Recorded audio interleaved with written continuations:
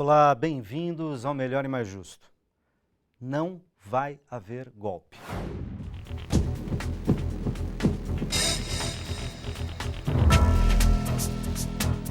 Dia de triste memória para o Brasil, 31 de março. Há 52 anos, em 1964, um golpe de Estado jogava o país no arbítrio e no autoritarismo. Isso durou 21 anos.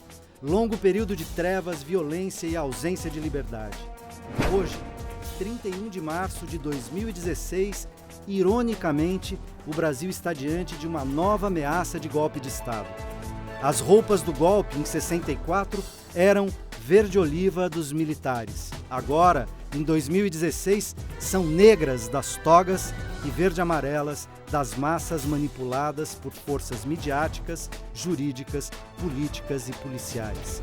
O que permanece semelhante são as condutas fascistas, o arbítrio e o desrespeito à sociedade democrática de direito. O campo democrático, no entanto, se levanta para tentar barrar mais uma longa noite de terror, de supressão da liberdade. Essa é a conversa que começa agora no Melhor e Mais Justo. E para falar sobre esse assunto, convidamos André Augusto Bezerra, presidente da Associação Juízes para a Democracia, e Bruno Conder Comparato, cientista político e professor da Universidade Federal de São Paulo. Bem-vindos. Há comparação possível entre 1964 e 2016 no Brasil, André? Olha, aparentemente temos uma situação distinta, como foi bem colocado na introdução, não há ameaça de tanques, fuzis e metralhadoras. Mas há ameaças bastante sérias. E há algo em comum que nem sempre tem se dito. Tal como em 64, existe um discurso, um falso discurso anticorrupção muito perigoso. Ele é falso porque, na verdade, ele não vai às origens do problema. Ele desconsidera as origens do problema, as origens históricas desse problema, as origens estruturais do nosso Estado pouco transparente, do nosso Estado pouco fiscalizado ou insuficientemente patrimonialista, discricionário, que sempre atuou em conluio com as elites. Exato.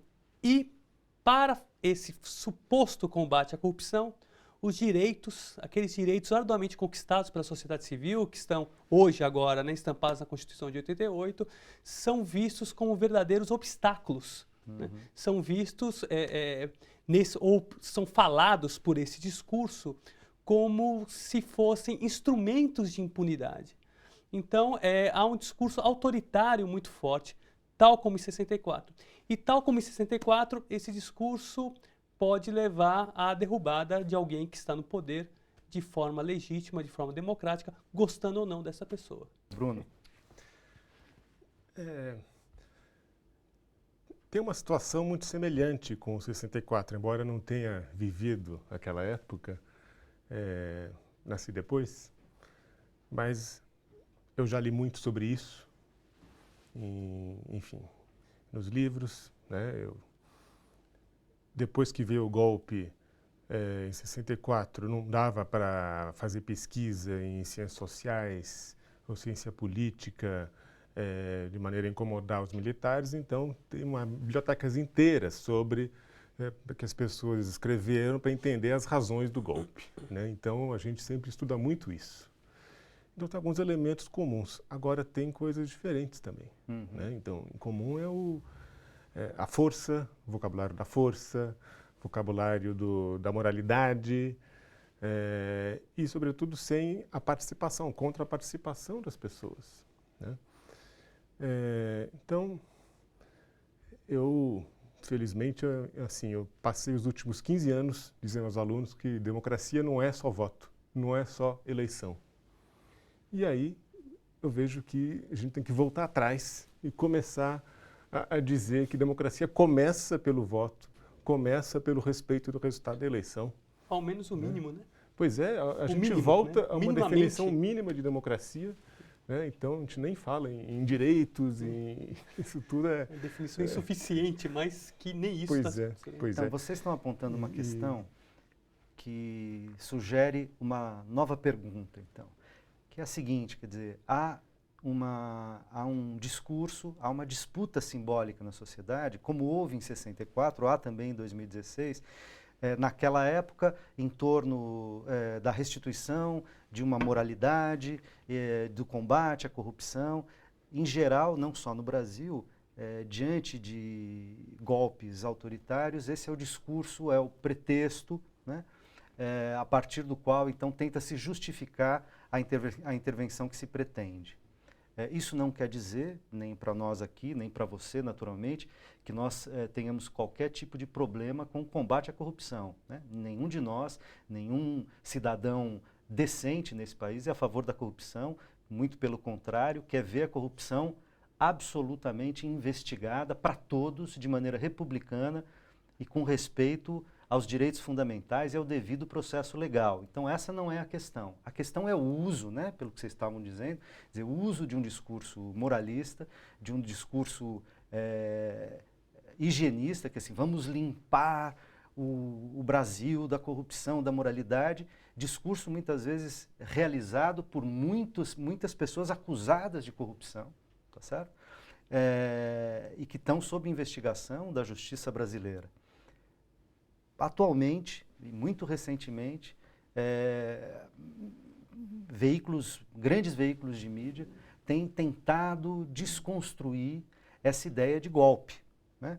Quer dizer, tanto o governo quanto as forças progressistas e democráticas do Brasil veem, né, nessa concertação dos partidos de oposição, de parte da mídia, de parte do judiciário, um golpe parlamentar, um golpe de Estado, né? E a grande mídia tem dito, não, isso não é um golpe, porque o impeachment está previsto na Constituição. Por que a gente pode chamar isso que está acontecendo no Brasil de golpe? André? Olha, esse discurso realmente é bastante frequente, né? Olha, não está na Constituição, não é golpe, né? É como se você tivesse uma empresa, você não fosse com a cara do funcionário e dissesse assim, eu vou te demitir por justa causa. Não, mas não pode. Não, está na CLT, demissão por justa causa. Então não é irregular, né? Então é preciso fazer uma distinção do em tese do em concreto, né? Do caso concreto. O em tese, o impeachment existe em tese, assim como existe o estado de sítio, assim como existe o estado de emergência. Assim como existe a demissão por justa causa na CLT. Assim como, exatamente, né? Então, em tese, existe. Agora, como qualquer norma jurídica, né, que você está falando em tese, então você está falando da norma, do aspecto normativo, ela tem que ser verificada no caso concreto. Ou seja, tem que acontecer alguma coisa para ela poder ser aplicada. Exatamente. O que precisa acontecer para ela ser aplicada? Por exemplo, o Collor, né? O Collor, ele sofreu um impeachment. Só que ele foi denunciado pelo então Procurador-Geral da República na época pela prática de crimes comuns que também configuravam crimes de responsabilidade, né? Segundo a legislação em vigor. Então, veja bem, no caso do Collor, ele foi processado criminalmente, né, por crime comum, e também foi submetido ao julgamento político, jurídico do Congresso Nacional da época e sofreu um impeachment. Ou seja, havia base jurídica havia crime de responsabilidade para justificar o impeachment. Exatamente, que é o chamado, o famoso fato determinado, né? Qual é o fato? Fato determinado, né? Agora, isso não está acontecendo no caso da atual presidente da República, né? O que existe são as chamadas pedaladas fiscais, né? Manobras orçamentárias frequentes para determinados governantes, né? Salvo engano, mais de uma dezena de governadores de estado já fizeram essa prática e ninguém até hoje foi condenado. E não foi condenado? Que bom que não foram condenados ou sofreram alguma coisa, porque isso não é crime, né? Isso é um fato que você pode condenar do ponto de vista do mercado, não pega bem, etc. Mas crime isso não é. Né? Não só não é crime, quanto do ponto de vista social, como é que as pessoas vão considerar isso como um crime? Que é uma coisa que a gente faz sempre. Eu não consigo pagar, eu vou pagar o mês que vem, pendura a conta, eu pago. Então, precisa de todo um aparato de mídia para convencer as pessoas. Aliás, né? Você agir de acordo com a lei, na verdade. Você faz manobras para não sair da lei. Né? Não é que não quer pagar, vai pagar. Exato. Assim que eu tiver o recurso. Assim que eu tiver o recurso, exato. Então Aí, existe a distinção. Então é inclusive- golpe por isso, né? Por não haver no caso concreto, não haver esse requisito para o impeachment, significa que você está tirando uma chefe de Estado, uma chefe de governo eleita pelo povo, né? Repito, gostando ou não dela. Isso é uma outra história, né? Mas você tira essa pessoa para colocar alguém que não foi eleito, né? Ué, qual a diferença de 64? Não há diferença, né? E, na verdade, inclusive as chamadas pedaladas fiscais, os créditos suplementares, né, para usar o termo técnico, tá certo? Que foram 6 créditos suplementares usados pela presidência da República, pela presidente Dilma, boa parte deles, inclusive, usados para saldar as mensalidades dos programas sociais, como Bolsa Família, como Minha Casa Minha Vida. Quer dizer, talvez a gente pudesse, inclusive, chamar de crime se ela deixasse desassistida a população em nome de manter o dinheiro no banco. Tá certo? Ou em nome de não atrasar em alguns dias uma parcela para a Caixa Econômica Federal. Né? Quer dizer, é uma forçação de barra enorme chamar crédito suplementar de crime de responsabilidade. Né? Na verdade, é um pretexto, me parece. Mas eu acho que é sintomático, eu acho que as pessoas se incomodam sobretudo com isso, né? Pela extensão dos programas sociais. As pessoas estão dizendo quem é a favor do golpe. Isso, quem é contra o governo, quem quer derrubar o governo. Se incomoda com isso. E se incomoda por quê? Se incomoda porque eu confesso que em 2014 eu fiquei muito assustado, cheguei a ficar bem deprimido com o que aconteceu durante a eleição. Né? A eleição não, o período eleitoral, pré-eleitoral, a campanha eleitoral. Porque é um ódio que a gente via nas ruas, nas pessoas, no olhar das pessoas, nas falas. E é uma coisa que não é que nunca teve, que o brasileiro não tem isso. Sempre teve, né? A gente sabe que o brasileiro é racista, enfim, quando eu digo brasileiro, muitos, né, são racistas, não gostam de pobres, não gostam de, enfim, das minorias. O Florestan Fernandes tem uma frase que eu gosto muito, que ele dizia que o brasileiro tem preconceito de ter preconceito. Né? Então, é preconceituoso, mas não expressa isso. Né? Tem uma pesquisa famosa que fizeram nos anos 80 ou 90, e aí perguntavam para as pessoas, você é racista? Você tem preconceito de raça? E mais de 90% das pessoas respondiam, não, imagina, não tenho. Ah, mas você conhece alguém que tem? Sim, conheço. 90% das pessoas dizem conheço. E essa pessoa que você conhece é uma pessoa próxima? Sim. E o inverso também é verdade. O brasileiro não admite que sofre preconceito. Né? Então é uma coisa que sempre teve. Que é 300 anos de escravidão. Né? Então isso está no... E aí isso saiu para fora. E uma vez que isso sai, não volta mais para dentro. Então como é que a gente vai conviver com esse ódio? Isso que me preocupa. Mais do que o que vai ser do governo, se vai continuar o governo, se vai cair o governo, como é que a gente vai fazer para continuar vivendo... Para tecer de novo o tecido social, exatamente, um tecido social minimamente civilizado e que respeite a alteridade, né? Respeite o outro, essas diferenças e tal. Então eu fiquei muito abalado com isso. E quando começaram a ter aquelas manifestações, quando as madames foram para as ruas, aí cartazes pedindo morte, por que não mataram a presidente isso é horrível, durante né? a ditadura? Encenando um escravo, alguém maltratando um escravo negro, enfim, encenações enforcando odiosas. uma pessoa negra, enfim.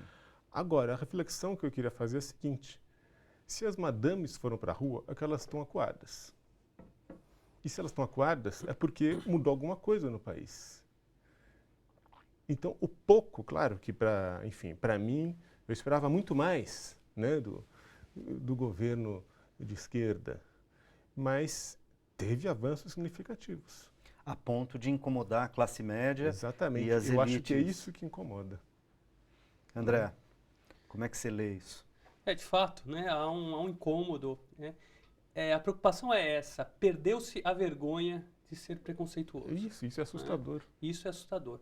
Então a gente tem que pensar realmente no pós, né? Pós-impeachment, pós-golpe ou pós-não golpe, porque o problema não vai estar resolvido. Né? Ela apenas simboliza algo muito grave, evidentemente, de você tirar do poder alguém que foi eleito pelo povo. Né? Mas eu acho que o pós é muito importante. E temos que estar preparados para combater, nas formas legítimas, evidentemente, uma tentativa de imposição de um Estado mais autoritário. Que eu acho, me parece, esse é o meu grande temor. Né?